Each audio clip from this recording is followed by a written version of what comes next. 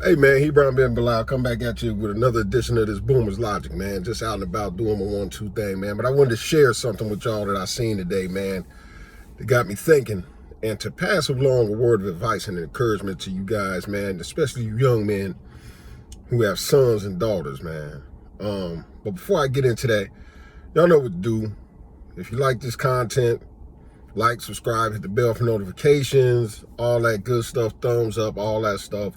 I guess it'll help me get monetized. I don't know. I really ain't trying to get it monetized. I'm just like putting these messages out here and there in regard to things that I encounter, see, run across. But anyway, I digress on that point. And so today, man, while I was out and about, still out and about, was driving down the street, got stopped by a bus. You know, on the school bus, they open on, all that stuff. I thought school was out for the summer. I don't know, picking up kids to go somewhere and do whatever. So, it was a guy, and he was standing on the side of the road, and clearly this was a father-son situation. His son looked to be about 7 to 8 years old, handsome young man, and while I was standing there waiting for the bus, I looked over and I was watching the father interact with the son, and how they stood there, and the boy was looking up at his father with admiration, as the father, I guess, was explaining something to him before he got on the bus. And he stood there, the father just was standing there stoically, and he looked proud, man, to be there with his son. You know what I'm saying? The assumption I'm making that this was his son, the little kid was his son. And, you know, he's standing there with his arm around his shoulder, and he's talking to him. And, you know, I don't know what he's saying or whatever it is, but the son looks like he's just feeding and just, you know, getting energy and getting life out of the words of his father. And I'm watching this interaction, and all I could do was smile, man, because the dude standing out there with his son, and he looks so proud. And he, you know, kisses his son, you know, kind of shoves him towards the bus, gave him a little pat on the back. Son gets on the bus. He stands there until the boy gets on the bus, till the bus door closes, and the bus drives off. He stands there. So he turns and looks, because I'm still sitting there because I have to wait until the bus, you know, closes the thing and leaves. But anyway, he looks at me, and he catches me looking at him. And, you know, we lock eyes, and all I could do, man, was smile at him and shake my head, man. And just, you know, I was just proud of the moment, man, because you don't see that much. You know, you don't see black men with their sons, man, or their daughters. You don't see it like that much, man. I initially was just seeing it when I first got home, man, but I haven't been seeing that, man. And just to see this image and this visual of this black man standing out there proudly with his son, endowing him with wisdom before he sent him off for the day, was just a proud moment for me, man, a touching moment. It took me back to, you know, my young sons, you know what I'm saying, whenever I was out of prison, and being able to spend those times, those moments with them. It reminded me of when I had my two sons staying with me, going and getting them up every morning, man, making sure they had breakfast, making sure their hair was cut, they were groomed up, they looked nice. And I'd load them in the car. I personally drop them off to school, and I'd go back and get them, and we would have interaction. And I took those things for granted. You know what I'm saying? I never really stopped and really soaked in the moment, man. And as I was watching that man with his son today, I realized that I had taken that time for granted. I really didn't immerse myself in those moments. You know what I'm saying? And, you know, I regret it strongly, spending more time in prison than on the outside with my sons and my daughters, man. It's strong. You know what I'm saying? Now, this is what I encourage you young men to do today. You young black men. Like that man was doing today, man.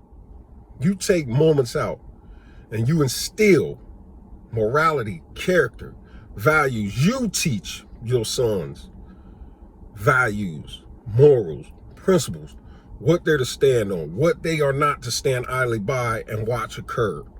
You instill those things, and don't allow social media to develop and cultivate their mentalities and as far as principles and values and morals go, because this is what's happening. And this is why we're losing so many of our young black men and young black women, because we're allowing social media and these media outlets to raise our children and to tell them what morally they should believe in, what values they should hold fast to. And this is why we're losing them at a epidemic clip. We're not taking the time, man, like the old folks used to do. We're not doing it anymore. That's why that thing touched me today the way it did. Because I looked at that dude, man, and I could tell that he was proud of his son. He loved his son. I mean, for him to be have been out there that early with his son, making sure that his son got on that bus, stood there until that bus left. Those are things that will stick with that young man forever. That will always make him revere, respect, and love his dad. Now, let's not lose sight of the daughters. Because you have to remember, if you have a daughter, as the father, you have to be the first man that young lady reveres and loves. The first man she should ever love is her father. The first man she should ever love is her father. And you should teach her how love looks, how it's supposed to feel. That she doesn't have to be thirsty for it. That she doesn't have to go out there and play the whore for it. That she can wait, she can be patient. She's worth it. She has value. She has self-worth. We're missing the mark, man, because we see so much of this immorality and depravity going on, this sexual immorality. We're sexually bankrupt, man. I was watching a video the other day, and I'm going to post it, where these girls were teaching another girl how to make her butt clap. And they were all just ecstatic and applauding this whorishness like it was something cool or clever. Wasn't nothing clever about a room full of whores teaching another whore how to be a whore. Is this what you want for your daughter? Surely it's not. So you have to be the one to instill those values in your daughter. Teach her how to dress. Teach her what's appropriate, what's not appropriate, what she should be watching, what she should be listening to. These are the things we did when we were younger. Now, let me say we as Neils, my brother Tony, my brother Daryl, my brother Ray, these are the things that we did. How we reared our children, how we raised our children. We taught them how to dress. We taught them what was cool, wasn't cool.